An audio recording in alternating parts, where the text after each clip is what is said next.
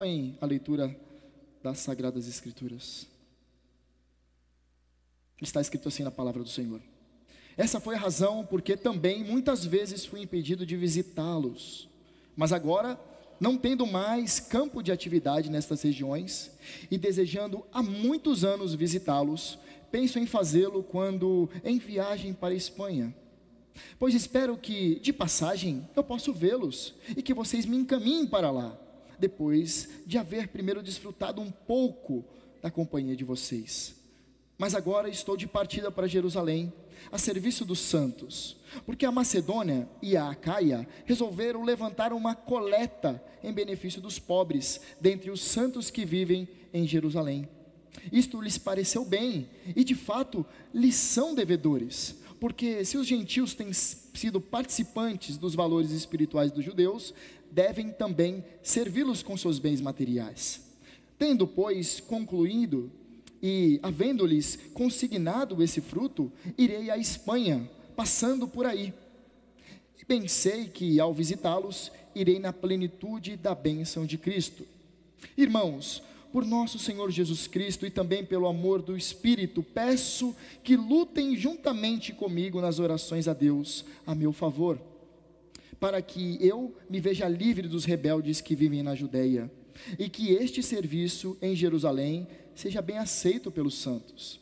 Isto para que, pela vontade de Deus, eu chegue à presença de vocês com alegria, e possa ter algum descanso na companhia de vocês. E o Deus da paz esteja com todos vocês. Amém. Até aqui a leitura da palavra do Senhor. Vamos orar mais uma vez? Senhor, nós acabamos de cantar que queremos ter um coração igual ao de Jesus, o nosso mestre.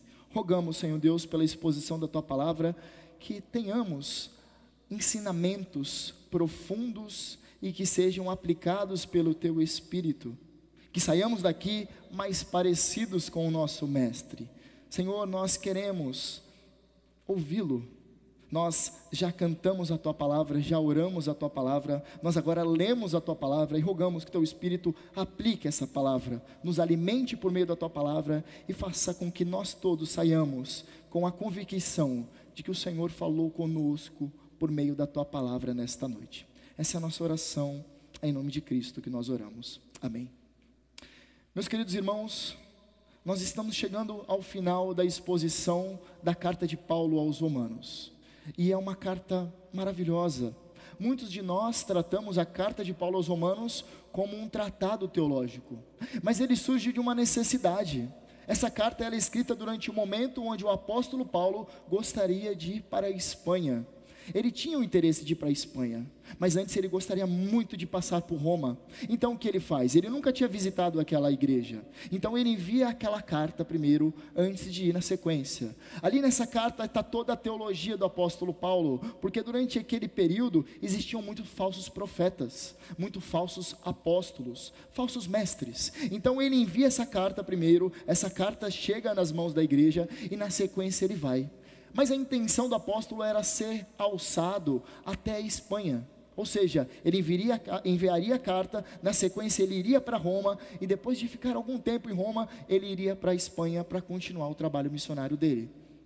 Mas Paulo ele vai relatar nesses poucos versos algumas lições importantíssimas acerca de missões. Por isso o tema da nossa mensagem é cooperando com missões.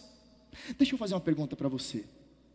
Se você tivesse que escolher um lugar para viajar antes de morrer, para onde você iria?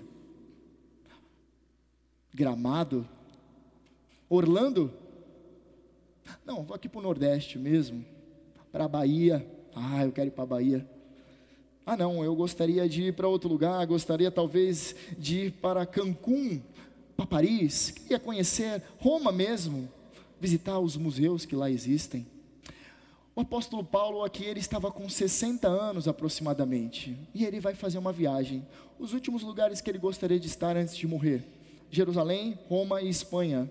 Mas não era para passear não, aquele homem tinha um coração no céu e não na terra. Ele gostaria de continuar propagando o evangelho do reino de Deus. E aqui ele declara nessas linhas, e traz um certo constrangimento a nós, que muitas vezes estamos tão presos a esse mundo que o que mais gostaríamos era viajar para um lugar somente para descansar. Não há problema nenhum em descansar, mas muitos de nós perdemos a conexão com o alto, perdemos a conexão com missões, não pensamos mais em missões, e esse texto, ele vai nos desafiar nessa noite a pensar, a contribuir, a se envolver com missões.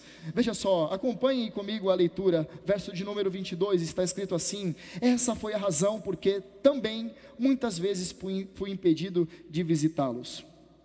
Olha no verso 29, o que o apóstolo Paulo está dizendo, desculpa, verso 19, o que o apóstolo Paulo está dizendo. Ele está dizendo que Jerusalém, a Ilírico, indo onde Cristo ainda não havia sido anunciado.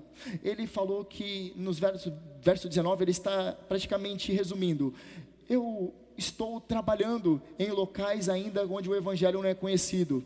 E agora ele chega nesse verso de número 22, ele fala: foi essa razão porque também por muitas vezes fui impedido de visitá-los. Ele foi impedido porque ele tinha que pregar o evangelho em alguns lugares. E a estratégia missionária do apóstolo era muito interessante. Ele ia em locais que eram grandes metrópoles. Ele entendia que se ele pregasse, por exemplo, em Atenas, as regiões vizinhas poderiam ser alcançadas pelo evangelho. Se ele fosse para Corinto, se ele fosse para Filipos, qualquer região que fosse uma grande metrópole, ali ele pregando o evangelho, ele sabia que as outras cidades menores seriam alcançadas. Essa era a estratégia apostólica de Paulo. Ele sempre fazia da seguinte forma: ele identificava que existia uma sinagoga, ele chegava e pregava o evangelho ali na sinagoga. Porque é muito mais fácil pregar o evangelho para o judeu, porque o judeu entende de Antigo Testamento. Da mesma forma, nós, aqui no Brasil, estamos num contexto católico romano. É muito mais fácil pregar o evangelho para um católico romano, que tem uma ideia mais ou menos do que é o evangelho, do que para pregar o evangelho para alguém que não tem conhecimento nenhum acerca da cristandade. O apóstolo Paulo, então, ele tinha essa estratégia e ele informa que foi essa razão porque muitas vezes foi impedido de ir até Roma. Por quê? Porque ele tinha que pregar o evangelho em outros lugares. Esse era um impedimento. E nós seguimos. Verso 23, ele faz uma mudança, mas agora, não tendo mais campo de atividade nessas regiões, e desejando há muitos anos visitá-los, olha só, ele queria muito visitar há muito tempo, e ele está expressando agora: penso em fazê-lo quando em viagem para a Espanha. O apóstolo Paulo, ele pensava que ele já tinha evangelizado a parte que ele havia passado. Obviamente nem todas as pessoas haviam crido no evangelho, mas certamente havia uma igreja plantada próximo a um agrupamento de cristãos que dariam sequência após a plantação da igreja que ele realizou. Então ele está dizendo: agora que eu plantei algumas igrejas, eu consigo seguir para ir, porque eu sei que os irmãos que ficaram, eles darão sequência nos trabalhos. E ele fala dessa forma: mas agora não tendo mais campo de atividade, porque ele passou o bastão, ele não centralizou nele, ele não falou: se eu não estiver aqui as coisas não andam. Não, o apóstolo entendia que o Espírito Santo que conduz a igreja, e a igreja não dependia dele, mas da ação do Espírito Santo, e por isso ele fala. É interessante que a missão Juvep, ela realiza o impacto lá no Nordeste, e é uma notícia muito boa, irmãos, que eu vou trazer aqui. O projeto Sertão Radical, em 2025, este ano, eles vão declarar que todo o sertão já tem pontos de pregação. Todo o sertão, então, do Brasil, já tem pelo menos uma igreja, um missionário, uma plantação de igreja. O sertão tem sido alvo de muitos missionários. Então, dessa forma, eles vão declarar, essa agência missionária vai declarar neste ano, basicamente o que o apóstolo falou agora: não tendo mais campo de atividades nessas áreas, ou seja, essa agência vai declarar: bom, já temos muitos missionários espalhados, vamos concentrar os nossos recursos e os nossos esforços para uma outra região do país, quem sabe o sul do país, que é a região menos evangelizada. Vamos seguir então. O apóstolo Paulo, ele vai também dizer assim, lá na carta dele para Timóteo, segunda carta a Timóteo, ele diz assim: para que Timóteo fizesse na região de Éfeso o trabalho de evangelista. Dessa forma, o apóstolo Paulo, ele está dizendo que: meu filho espiritual, meu filho Timóteo, continua a evangelizar. Já temos lugares onde receber aqueles que receberem a Cristo. Então nós temos já lugares, casas abertas para as pessoas aprenderem mais do Senhor Jesus. Meus irmãos, o apóstolo Paulo tinha 60 anos aqui. Imagine só, naquele tempo, 60 anos, a pessoa estava bem debilitada já. Hoje uma pessoa com 60 anos está inteirona, está fazendo atividades físicas, consegue ir para onde quiser, tem saúde para dar e vender, mas naquele período nós não tínhamos as condições que são oferecidas hoje. O apóstolo Paulo então tem 60 anos, mas ele está com a saúde debilitada. Era um homem que já havia caminhado muito, já havia sido apedrejado, chicoteado, vilipendiado, já havia sofrido perseguição, um homem com as marcas do evangelho em seu corpo. E agora ele inventa de ir para a Espanha, olha só, um sessentão falando, agora eu tenho que aprender uma outra língua, porque naquele período ali o que se falava ali na Espanha era o latim, e é muito possível que o apóstolo Paulo não falava latim, então ele está disposto, com 60 anos, uma idade avançada para aquela época, a falar, vou aprender outro idioma para evangelizar outros povos. Ele não parava. E isso deve impactar a nossa vida. Muitos de nós estamos acomodados. Chegamos a uma certa idade e falamos, não, eu acho que eu já fiz muito pelo Evangelho. Eu acho que chega, já dei a minha contribuição. Isso aqui é ridículo comparado àquilo que o apóstolo continuava a fazer. Desgastou a sua vida até o final. Devemos imitá-lo. Porque ele diz, sejam meus imitadores assim como eu sou de Cristo. Devemos desgastar a nossa vida até o último dia. Um outro agravante na região da Espanha, naquele período, é que não tinha presença judaica. Então não tinha sinagoga para ele implantar a sua estratégia de chegar em uma sinagoga, pregar o evangelho e assim os judeus serem convertidos e depois iam alcançar os gentios. Não, seria muito mais difícil, ele tinha que pregar o evangelho do zero.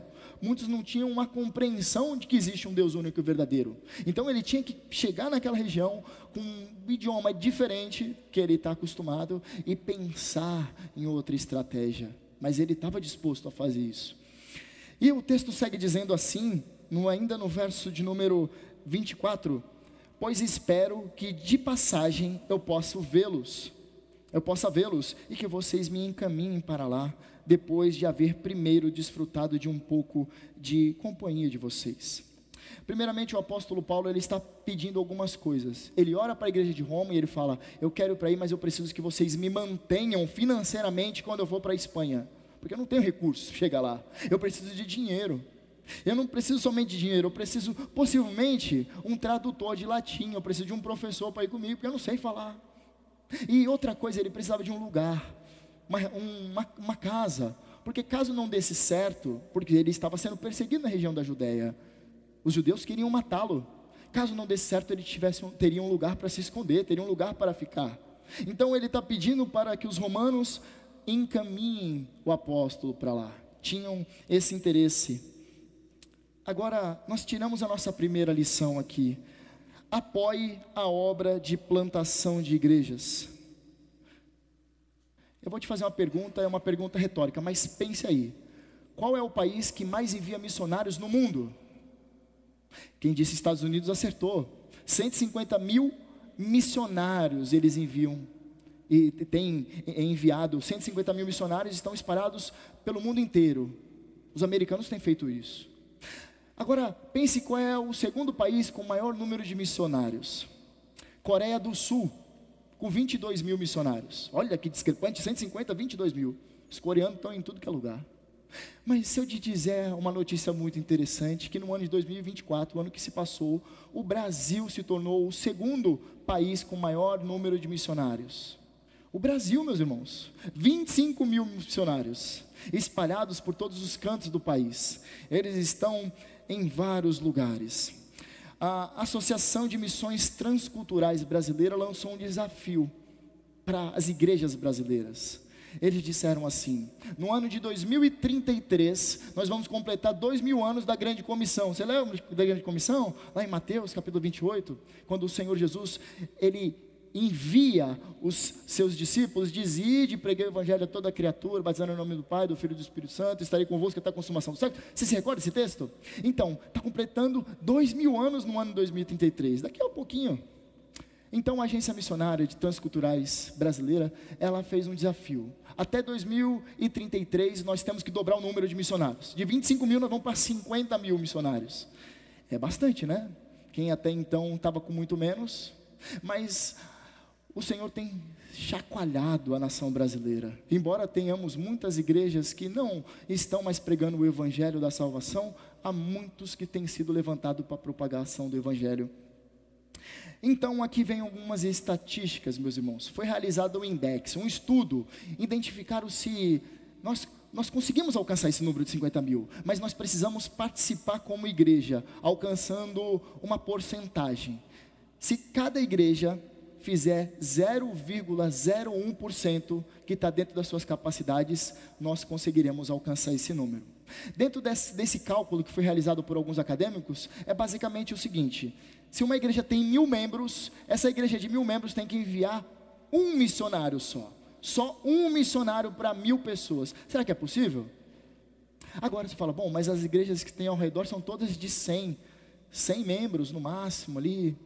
Agora imagine se 10 igrejas de 100 membros, elas se juntarem e falarem, vamos todos nós enviar um missionário. Será que é possível? Será que a gente consegue fazer isso? Sustentar um missionário?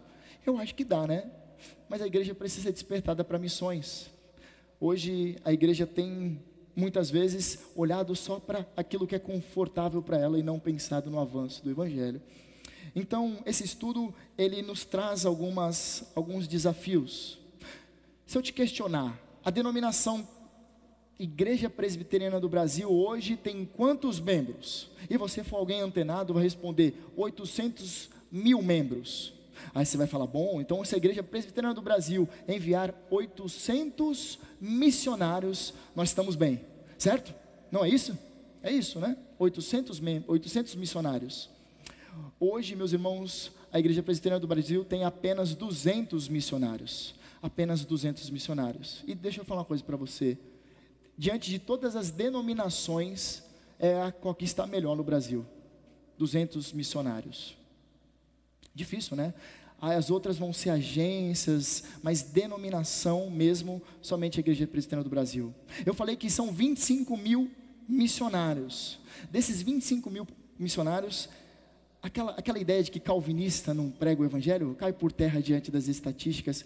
27% desses 25 mil são reformados, têm pregado o evangelho a partir da perspectiva reformada. Então nós temos nos envolvido, mas como nós fazemos então para alcançar um número de 800 membros, 800 missionários? Né? Nós temos só 200, mas como fazer para mandar 800? O cálculo é o seguinte: cada família missionária, ela necessita de um valor de 10 mil reais para se sustentar. Então nós temos na primeira igreja presbiteriana de Santos, uma moça na região do Oriente Médio. Ela precisa ser custeada lá, um lugar onde que o evangelho não é permitido ser pregado. E ela precisa também ter um lugar para ela ficar, para ela morar. E ela também precisa ter um voo de emergência, caso a perseguição se intensifique, para ela fugir. Por que eu estou dizendo isso? O cálculo feito é o seguinte: para nós alcançarmos 10 mil reais para cada missionário desses 800, nós como crentes, individualmente precisaríamos doar mensalmente, fazer uma oferta mensal de 10 reais voltada para missões, 10 reais. Só que a gente não consegue. Hoje em dia o percentual é que cada membro tem doado apenas 50 centavos. Obviamente nem todos os membros doam, né? Mas pegando todos os valores que são lançados para missões e dividido pela membresia da Igreja Presbiteriana, o valor é 0,50 centavos. Então isso aqui é um desafio para nós cooperarmos com agências missionárias. Deixa eu te fazer uma pergunta: quando você tem colaborado para missões? É difícil de falar dinheiro, porque tem gente que detesta que seja falado de dinheiro. Mas eu preciso falar, irmãos. O apóstolo Paulo, ele demonstra aqui que ele precisa ser custeado. As pessoas adoradoras de Mamon, elas precisam abraçar o dinheiro delas. Mas para o avanço do reino de Deus, no mundo capitalista onde nós estamos, nós precisamos de dinheiro para sustentar as pessoas. Então se você não gosta quando o assunto é abordado assim, eu acredito que você não quer seguir Jesus. Eu acredito que você precisa seguir o Mamon. Talvez ele esteja no seu coração. Mas para seguidores de Jesus, que entendem a expansão do reino de Deus, e entendem que missionários precisam ser sustentados, o dinheiro não cai, não é maná que cai assim. Poxa, o missionário acordou e diz, oxe, como eu vou pregar, como eu vou pagar o aluguel? E de repente chega um valor debaixo da porta dele. Às vezes acontece, mas não é a forma ordinária. A forma ordinária que o Senhor estabeleceu é que a igreja sustente os missionários. Portanto, apoie a obra de plantação de igrejas. O propósito de Deus, eles se cumprirão. querendo você fazer parte disso ou não, mas é muito bom, é muito gostoso você participar de um trabalho missionário, ainda que mandando os seus recursos do seu trabalho, você entender que o seu trabalho tem gerado renda para sustentar alguém, mesmo que seja R$10 por mês. Então, você ter notícias, ainda que de longe, dos primeiros batismos, das primeiras plantações de igreja, isso é maravilhoso poder fazer parte. Apoie, portanto, uma plantação de igrejas. Aliás, nós aqui na Baixada, em Santos, nós estamos situados em uma plantação de igreja. Isso aqui é uma plantação de uma igreja. Veja só, Santos tem, se eu não estou enganado, 416 mil habitantes. Região aqui da área continental chega a 80 mil, quase um terço da população de Santos. A única igreja presbiteriana. Nós fazemos parte de uma plantação. E se você for simplesmente fiel nos seus dízimos, isso já ajudará bastante. Quem sabe nós reformarmos o nosso salão, quem sabe nós recebemos mais pessoas que ouçam o evangelho pregado no texto mesmo, e não invenções e insinuações de Satanás, o que temos visto em muitos púlpitos. Portanto, continue sendo um colaborador. Mas o texto continua assim, mas agora, apóstolo Apolo falando, agora vou mudar. Eu estou de partida para Jerusalém. Antes de chegar em Roma, eu vou passar em Jerusalém. Por quê? Aconteceu alguma coisa. Paulo vai falar de dinheiro de novo, meu irmão. Você que não gosta que fale de dinheiro. Olha só, eu estou de partida para Jerusalém, a serviço dos santos. Porque aconteceu o quê? Está tendo uma grande fome na região da Judéia. Os crentes da região da Judéia, em Jerusalém, estão com necessidade, eles não têm alimentos. Então, o apóstolo Paulo, junto com outras igrejas, eles levantam uma oferta, recolhe de outras igrejas e levanta essa oferta para levar para essa região. Para o quê? Para que eles pudessem alimentar. E ele diz assim: eu estou de partida para Jerusalém a serviço dos santos, porque a Macedônia e a Acaia resolveram levantar uma coleta em benefício dos pobres, dentre os santos que vivem em Jerusalém. O apóstolo Paulo, nessa empreitada toda, viajaria 5.000 quilômetros, viagem marítima, 5.000 quilômetros. Ele faria várias pausas para recolher dinheiro na região da Acaia, na região da Macedônia, levantando essa oferta. Você se deve até se recordar, se você já leu a carta de Paulo aos Coríntios, a primeira e a segunda, o apóstolo Paulo ali chama a atenção dos coríntios, porque eles falaram que iam ajudar com essa oferta, eles falaram, nós estamos juntos, mas depois eles não continuaram, ficaram com o escorpião no bolso, né? E aí Paulo na segunda carta vai dar uma bronca neles, né? Mas enfim, essa coleta, o apóstolo Paulo então, ele se ajuntou junto aos santos dessas regiões para levantar a oferta e levar então a Jerusalém. Então Paulo está falando basicamente, eu vou ir para Roma, eu quero muito ir para Roma, mas antes eu vou ter que fazer essa missão que já está nos meus planos aqui. Está descrevendo os planos dele. Chega no verso 27, isto lhes pareceu bem, ou seja, os crentes da região da Acaia e região da Macedônia, isso lhes pareceu bem, e de fato eles são devedores. Aqui o apóstolo Paulo vai dizer, eles são devedores porque eles são gentios, e os gentios são devedores dos judeus, porque Cristo vem pelos judeus. Então Paulo basicamente está falando que eles receberam um presente espiritual, e é bom que eles assim se comprazam dos gentios. Então ele diz, porque se os gentios têm sido participantes dos valores espirituais dos judeus, devem também servi-los com bens materiais. Foi isso que eu acabei de dizer. E aqui nós encontramos a segunda lição: apoie a obra de misericórdia apoie a obra de o ministério de misericórdia. Devemos buscar a oportunidade de fazer o bem, especialmente aos da família da fé. É o que Gálatas capítulo 6, verso 10 diz. E assim nós devemos fazer. A pergunta é, quanto você tem se envolvido com os mais necessitados? Deixa eu contar uma história para você. Há um homem brasileiro chamado Antônio Torres, para ser mais exato o nome dele é Antônio Carlos Torres. Ele é dono daquela empresa, que talvez você tenha até na sua casa, de caixa d'água, chamado Forte Leve. Ele é um grande empresário brasileiro, cristão. Então ele iniciou um instituto. Ele é um homem muito rico, muito poderoso, cristão. Ele decide então, por meio da isenção de impostos, ele pretendeu criar uma associação, uma instituição, chamada Instituto Água Viva. Com isso, o que ele fez? ele tem desenvolvido um trabalho em 4 áreas na região do Sertão: saúde, esporte, educação e geração de renda. Ele atende mais de 3.000 crianças. 3.000 crianças que estão sendo livres de serem objeto de exploração sexual, crianças que estão recebendo educação, crianças que estão aprendendo uma profissão, tem tido geração de renda por meio desse instituto. Mas esse homem, ele é crente, né? E crente sempre tem que fazer um pouquinho a mais, né? Porque crente, ele não é medíocre. Medíocre é um médio, é aquilo que é o comum. O crente, ele tem que ir além. Então ele pensa, ele fala: bom, eu vou me reunir com a minha igreja, eu vou reunir com meus pastores, o conselho da igreja dele. Ele falou: eu queria fazer um outro tipo de serviço, uma agência missionária.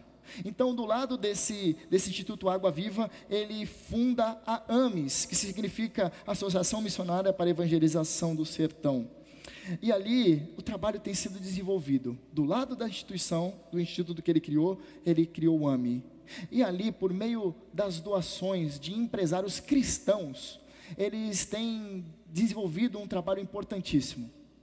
Olha só, eles têm sustentado 400 famílias de missionários. Todo missionário, a família missionária recebe um Fiat Uno, porque o Fiat Uno sobe até a parede.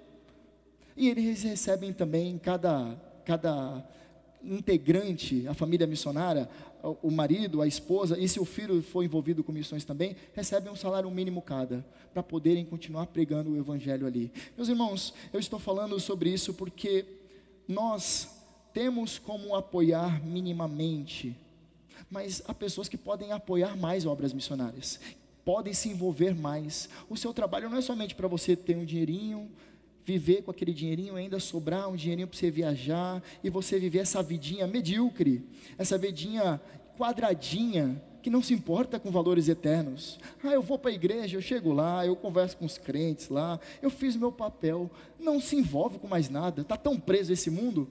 E meus irmãos, nós cantamos músicas, que eu não sei você, tem música que eu canto com vergonha. Há uma frase que diz que os crentes, a parte do culto que eles mais mentem é no momento do louvor, porque eles cantam coisas que eles não vivem, né? Então você falar: dai-me um coração igual ao seu, meu mestre. Meus irmãos, isso aqui é muito pesado. A gente está falando que a gente está disposto a, se necessário, morrer em favor de outras pessoas, para que sejam salvas.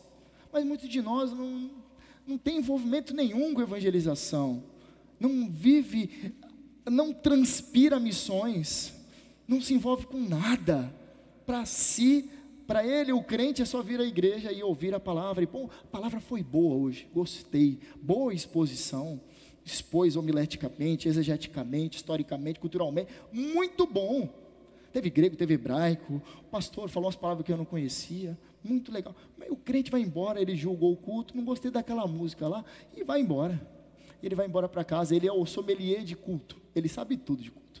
Mas não vive, saiu da porta, é um sepulcro caiado, não prega o evangelho nem para as pessoas que estão à sua volta. O vizinho dele está lá e ele detesta o vizinho, ele nunca teve a oportunidade de pregar o evangelho, porque ele não fala com o vizinho, não dá nem bom dia. Então nós devemos se envolver com missões, mas se nós tivermos ainda uma quantia que seja separada no nosso orçamento, apoie uma obra missionária, ou ainda ajude um necessitado. Você que percebe que aqui na nossa igreja é estimulado que nós primeiro ajudemos os da família da fé. Se você percebe que uma pessoa esforçada, que precisa de um trabalho, ou você vê uma pessoa que fala: esse menino aqui, recentemente lá na igreja presbiteriana de Vicente Carvalho, havia um rapaz, ele precisava de emprego, ofereceram um emprego para ele, o ajudavam, tiraram dele das ruas, ele não tinha nem onde morar, ele começou a caminhar com Cristo, ele começou a ter dinheiro para se sustentar, alguém dispôs sempre a servir ao Senhor. Há 2 semanas ele faleceu, foi encontrado morto. Mas olha que interessante, a igreja olhou para ele e falou: esse rapaz aqui, ele merece uma chance, eu vou trazer para perto, eu vou dar um emprego, vou ter um lugar para ele ficar. E assim ele conseguiu conhecer a Cristo, nas escrituras e na vida dos crentes, das cartas vivas. Ele conheceu o evangelho antes de morrer. Que sejamos assim também em nossa igreja. Mas Paulo, ele continua dizendo assim: tendo pois concluído isso, ou seja, tendo pois levando a oferta até Jerusalém, e havendo-lhes consignado este fruto, irei à Espanha. passando por aí, então eu quero passar aí.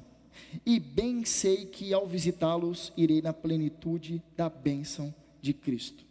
O apóstolo Paulo, ele não ora para a igreja e fala: bom, essa igreja aqui é um cofre, eu vou pedir dinheiro lá e vou ser enviado para a Espanha. Esse homem aqui, ele necessitava de relacionamento. Ao dizer que ele irá na plenitude da bênção de Cristo, ele está dizendo que ele precisava de relacionamento. Ele seria abençoado pela igreja por meio dos relacionamentos. É isso que o apóstolo Paulo está dizendo. E, meus irmãos, uma forma de nós sustentarmos aqueles que estão à frente de trabalhos missionários é encorajá-los e a oferecer comunhão. John Piper diz assim: Deus ama reanimar seu povo por meio do seu povo. Vou repetir: Deus ama reanimar seu povo por meio do seu povo.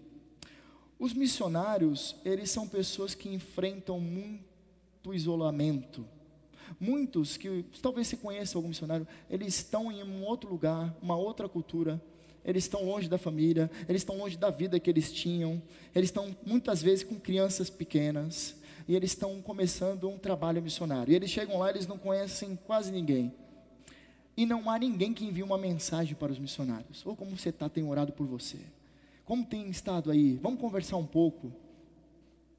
Eles não recebem mensagens, mas na verdade a liderança da igreja também é uma região dentro da igreja, é um lugar da igreja. Os homens que participam da liderança, eles são pessoas muito solitárias, muito solitárias. Recentemente, conversando com um pastor, antes de entrar no seminário, eu fui fazer algumas perguntas para ele: reverendo, o senhor poderia me escrever em uma folha quais são os maiores desafios para alguém que almeja o sagrado ministério? Você poderia escrever numa folha, porque o senhor tem tantos anos de ministério, eu gostaria de saber, para saber se eu vou querer realmente isso aí para a minha vida. Aí ele foi lá e escreveu, de um dia para o outro. No outro dia ele levou para a minha folha: está aqui, Caio. Aí eu peguei, li rapidamente. Aí eu questionei assim: reverendo, mas e a solidão? Aí ele: eu não coloquei no papel. Aí eu não coloquei no papel, Caio, porque é o mais difícil, é o mais complicado, porque o que mais tem é crente atacando liderança, porque os crentes pensam que sabem fazer melhor que a liderança. Eu não posso muitas vezes desabafar com a igreja, porque se eu desabafo, às vezes eu falo algo que eu estou vivendo, e é algo difícil que eu estou vivendo, a igreja pode olhar e falar: esse homem quer me liderar ainda, pecador miserável, está pior do que eu.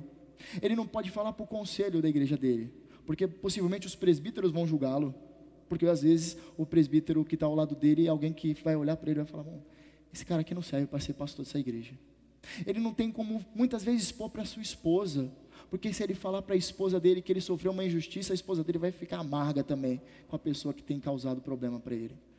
Ele não pode falar para os filhos, porque se ele falar para os filhos, o que acontece? Os filhos dele vão ficar com raiva da igreja. Então o que acontece? Muitos deles são solitários. Eu estou falando isso em igrejas, mas aplique isso a missões. Uma pessoa que está distante, ela não tem ninguém à sua volta. Ela começou um trabalho missionário, chegou na cidade ontem, não tem vizinho, não sabe onde compra pão, ela muitas vezes não tem nem recursos, e ela chega naquela região ali, e ela muitas vezes, muitos missionários, e acontece isso com muita regularidade no Brasil, eles são abandonados. Imagina um missionário que é abandonado no campo.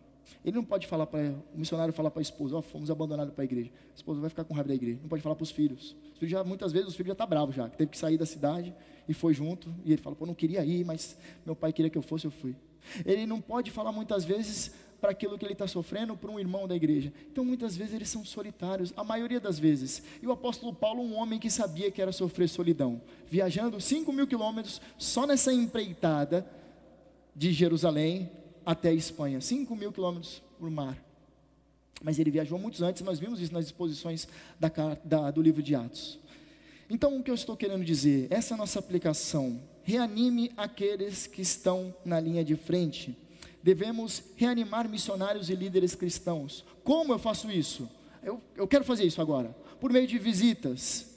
Visite o seu pastor, visite um missionário que você conhece, receba na sua casa. Talvez você conheça um missionário distante, e ele está numa região muito distante de onde você está, e se você tiver condições, se você quiser vir passar uns tempos aqui em Santos, alguns dias, tá? Não vai ficar muito tempo na minha casa, que minha casa é bem simples. Se quiser passar um final de semana, venha para minha casa, eu vou te hospedar na minha casa.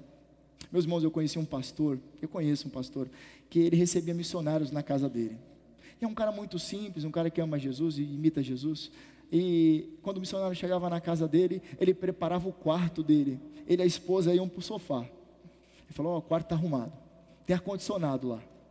Aí os visitantes ficavam todos constrangidos, falando: nossa, não, mas Gina, eu posso dormir no sofá. Ele: não, você é meu visitante, eu te devo isso. Lembra que nós vimos isso sobre dever e amor? Inadimplência de amor, lembra essa exposição? Eu falei: eu devo a vocês isso. Fiquem aí, é um final de semana só, não vai me matar não. Talvez eu fique com dor nas costas, mas é rapidinho dor nas costas, rapidinho cura. Então, meus irmãos, nós devemos reanimar as pessoas com visitas, recebendo a elas, se comunicando, mandando uma mensagem. Hoje nós temos um WhatsApp. Você já mandou uma mensagem para o pastor Marioto? Você já mandou uma mensagem para ele? Fala: pastor, eu sou muito feliz nessa igreja aqui. Você já mandou? Ou se é alguém que chega, cumprimenta e vai embora, não tem envolvimento, sabe, que as pessoas são assim. Já mandou uma mensagem: pastor, ó, eu sou muito feliz aqui, ó, gostei muito da pregação, viu? Fui impactado, saí daqui todo torto, de tanto que eu apanhei pela palavra. Muito boa. Pastor, continua firme, pastor. Tenho orado pelo senhor, pela sua família. Ele nem sabe que eu estou falando isso, mas você tem feito isso? Te desafio a fazer isso. Pelos nossos presbíteros daquela igreja, aqueles que se envolvem. Para anfitrião de grupo familiar, você já mandou mensagem? Para líder de grupo familiar, falou: ó, eu tenho sido muito abençoado aqui na sua casa, viu? Obrigado por abrir. Porque eu sei que é difícil, às vezes chega do trabalho cansado, você não quer receber ninguém, né? O que você queria era deitar no seu quarto, ligar o ventilador, colocar uma coisa para assistir e dormir, que você chegou cansado. Mas muitos deles, eles chegam cansados, mas vamos fazer com o maior prazer. Limpam a casa, preparam o ambiente, recebem você com a maior alegria. E muitos de nós sequer agradecemos o empenho e a dedicação que eles têm. Certamente, se você dispor de um tempo para mandar uma mensagem, eu tenho certamente que essa pessoa vai ser muito fortalecida, muito edificada. Certamente ela vai sair muito reanimada. E é isso que nós devemos fazer. Nós devemos sempre trazer palavras de encorajamento saturadas do Evangelho. E a pergunta é: como você tem interagido com os trabalhadores da seara de Cristo? Você é alguém que sempre está disposto a reanimá-los? Ou você é alguém que está sempre disposto, com a pedrinha aqui, ó, a atirar neles? Espera só um momento que eles vai atirar. Deixa ele errar, deixa ele pisar em falso, que eu vou atirar nesse miserável agente de Satanás. O texto ele continua dizendo assim, e aqui é o nosso último ponto, verso 30 ao 33. Irmãos, por nosso Senhor Jesus Cristo e também pelo amor do Espírito, peço que lutem juntamente comigo nas orações a Deus a meu favor. O apóstolo Paulo ele encerra essa sessão falando sobre oração. Ele segue dizendo: para que eu me veja livre dos rebeldes que vivem na Judéia e que este meu serviço em Jerusalém seja bem aceito pelos santos. Ou seja, eu vou ter que passar por Jerusalém e tem um monte de rebelde judeu doido para me prender. O que acontece, meus irmãos, em Jerusalém? Hein? Você que ouviu a série de exposição em Atos, ele é preso? O apóstolo Paulo é preso em Jerusalém? Sim ou não? Vocês não estavam, não é possível. Foi preso em Jerusalém. Foi preso em Jerusalém. E que este meu serviço em Jerusalém seja bem aceito pelos santos. Ele pediu oração. Por meio da oração dos crentes, Deus falou: não, vai ser preso. Vou te levar para Roma, mas vou levar um algemado. Foi isso que aconteceu. Paulo chega em Roma, mas algemado, como prisioneiro. O texto continua dizendo, verso 32, isto para que, pela vontade de Deus, eu chegue à presença de vocês com alegria, e posso ter algum descanso na companhia de vocês, e o Deus da paz esteja com todos vocês. Amém. Olha que Paulo ensina sobre oração. Considerar a oração um privilégio. Oração é um privilégio. Amar os outros por meio da oração. Ele ensina a orar com paixão e persistência. Ele ensina a pedir livramento e aceitação do ministério. Ele pede para aceitar que Deus pode responder de maneiras inesperadas muitas vezes, é o que vai acontecer. E ele ensina a orar não apenas pelas necessidades imediatas, mas também com uma visão de longo prazo. Por isso é a nossa última aplicação: ore pelos que estão na linha de frente. Você tem orado pelos seus líderes? Líderes precisam de oração. Vou fazer uma pergunta para você: melhor dizendo, deixa eu reformular, quantas pessoas são alcançadas diariamente? Quantas pessoas creem no Evangelho de Cristo diariamente? Um número, pense no número. Não. 150 mil pessoas são alcançadas diariamente. 150 mil pessoas diariamente ouvem o Evangelho e aceitam o Evangelho. Possa ser que muitas delas, elas não permaneçam, mas muitas ouvem e aceitam a pregação do Evangelho. Uma coisa é fato, nós devemos orar por aqueles que estão na linha de frente. Eles precisam das nossas orações. Precisamos orar pelos líderes. Isso aqui não é uma sugestão, é uma ordenança orar pelos líderes. Nós devemos orar pela liderança. Não precisa ser necessariamente essa igreja, mas os pastores, líderes cristãos, missionários, missionárias que estão envolvidas na evangelização no mundo inteiro, que têm pontos de pregação, nós devemos orar por eles. Mas sabe o que acontece? Muitos de nós só oram pela nossa causa. Muitos de nós só oram por aquilo que nós estamos passando. O calo apertou e a gente ora pela gente.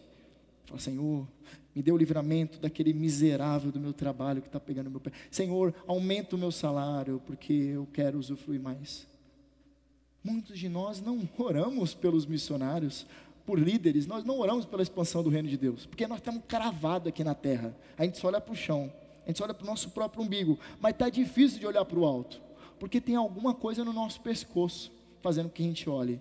E muitas vezes é a preocupação, muitas vezes é a falta de oração, muitas vezes é a falta da leitura da palavra, muitas vezes é porque é o consumismo desenfreado que está em cima de nós. Muitas vezes nós estamos mais entretidos com as redes sociais, muitas vezes nós estamos muito envolvidos com as séries, com o entretenimento barato que tem sido divulgado. Muitos de nós estamos se importando com as fofocas dos famosos. Muitos de nós estamos envolvidos com o entretenimento do esporte, o futebol. Muitos de nós estamos olhando para isso, mas esquecemos de olhar para o alto, esquecemos de olhar para cima, esquecemos de orar por aqueles que estão, muitas vezes, nas trincheiras do Evangelho, pregando o Evangelho sozinhos lá, e tomando lapada de tudo que é lado.